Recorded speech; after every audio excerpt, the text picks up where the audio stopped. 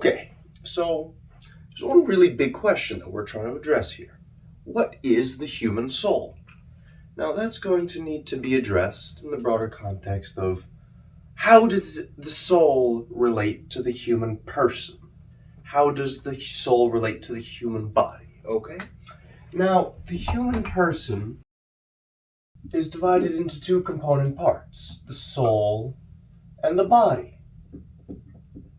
Hey, this looks kind of familiar. It's almost like form and matter. And that's exactly what it is, The body is your substance. It is what you are made of. It is the cells, the molecules that comprise you. Okay? The same way that a chair would have chairness, because it's meant to be used as a chair, your soul gives you your vocation, your purpose, your meaning. Every soul is slightly different in the human world, and every type of soul is also very different. Because the human soul is different from the plant soul, is different from the animal soul. Alright? Because plants and animals have bodies too, but their souls do not embody them with the same faculties that they embody us. Our souls make us capable of faith, they make us capable of reason, they give us the ability to choose, they give us intelligence. Okay? Plants and animals can't do that. Alright, so last unit we talked about primary matter, secondary matter. Okay? Now, in this case, the body is the prime matter in this. So, the form, the soul, is the substantial form. Okay? So, when the soul and the body unite, the soul actualizes the body. Okay? So that you become a human person. That is substantial change. In this exchange right here, you went from dead to alive. That transition right there is the only substantial change a human person can incur. Okay? Dead to alive, or alive to dead. Alright? Because after you die, you are no longer a human person. Why are you no longer a human person? Because when you die, the body and the soul separate. They are no longer united. They are no longer intrinsically human. Alright? Your body is no longer a body, it is a corpse. That's why the soul goes to heaven, to embody your heavenly body and give you humanness in heaven. Because everything's first act is to exist as its substantial form. So the soul is the first act. Purely by uniting the soul with the body, you get humanness. The human exists at this point. You don't need to do anything to this soul-body union to give it intrinsic human value. Alright? It happens at the moment of conception. You have humanness. That's the beauty of it. No accidental change could possibly change the fact that you are human, because humanness is intrinsic to your substantial form, and that cannot be changed without substantial change, and the only substantial change you can incur is death. Alright, so let's tackle something else here. So we know that the soul and the body gives us humanness, but the human soul isn't the only soul that exists, alright? We've got the plant and the animal souls. So what happens to them? They're also united with body. You've got plant soul, plant body. So when a plant soul is united with the plant body, okay, it happens at the same time. It happens at conception, fertilization, whatever you'd like to call it in this case. So you've got a seed now. A seed can get planted, it can grow into a tree, it can go into whatever. And that's all fun and all, but a plant cannot think, a plant cannot act independently of its environment. So it's important to look at this soul-body union right here as not just matter and form, because it's not just that. The soul uniting with the body intrinsically changes the body to fit the attributes of the soul. Okay? The body is not just this random clump of matter that we just so happen to embody with our souls. No. Your body is unique and purposeful to you as a human being. All right? I would not be Michael if I did not have my voice. I would not be Michael if I was paraplegic. Your body is intrinsic to who you are. Your physical body, all right? Your speaking voice, your personality, your mind are all factors of the body. They all dictate who you are and how you act. The body allows the soul to exist and express itself. So, and by this reasoning right here, by the clause that your body is merely an extension of your soul, meaning everything you do to the physical, you do to the spiritual. Everything you do to the body, you do to the soul. So every effect on a human's body is an effect on his humanness, his substantial form. Okay? Killing a human being, separating their soul from their body, is intrinsically altering their substantial form. I mentioned in the last digital notebook that your form was what determined your purpose, your use. All right?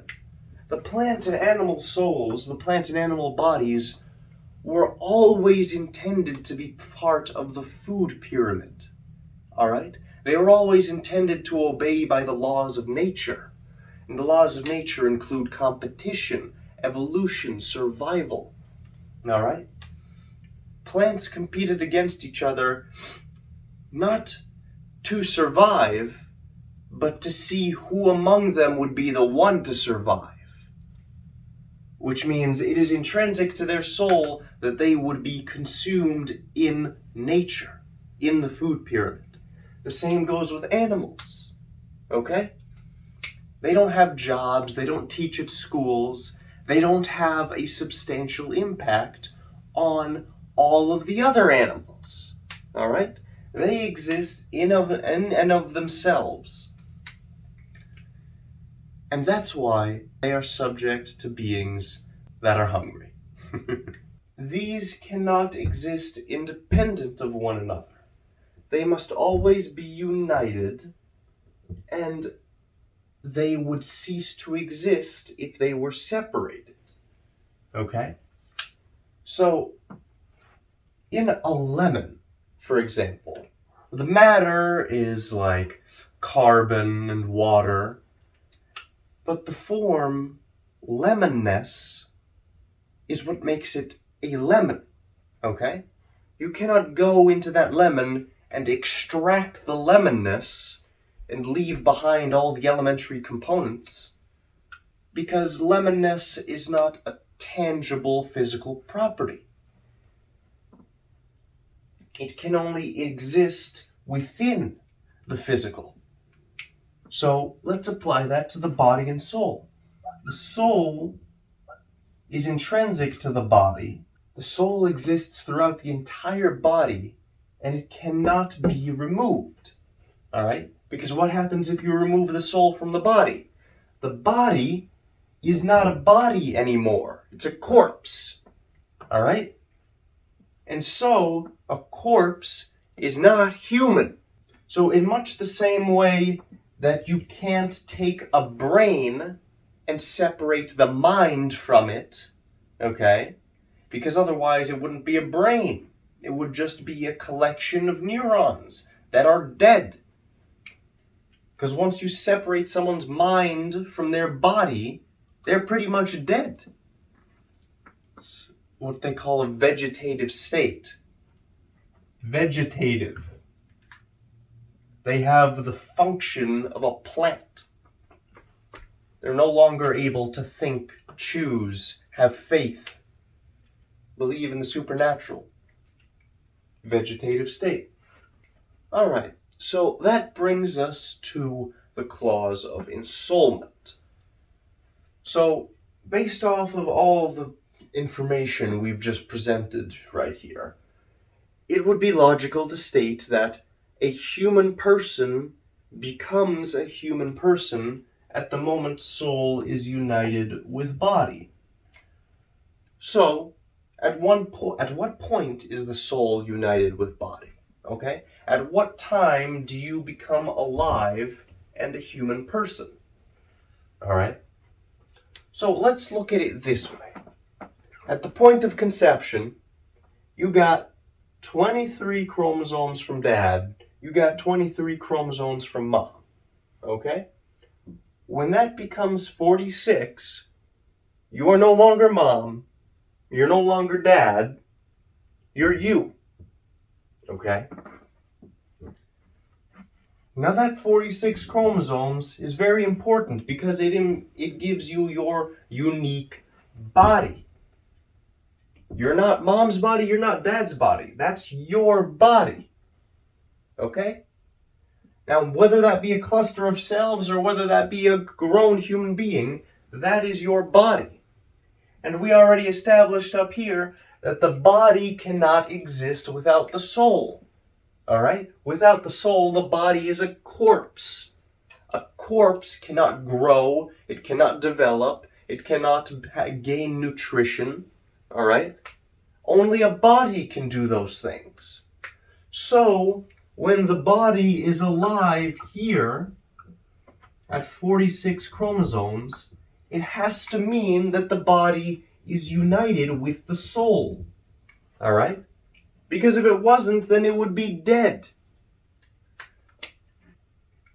So the moment that the body becomes separate from the two parents is the moment that ensoulment occurs. All right, so we saw in class this pyramid of beings, all right? So at the top you had God, then below him you had angels, then below them humans, then below them animals, plants,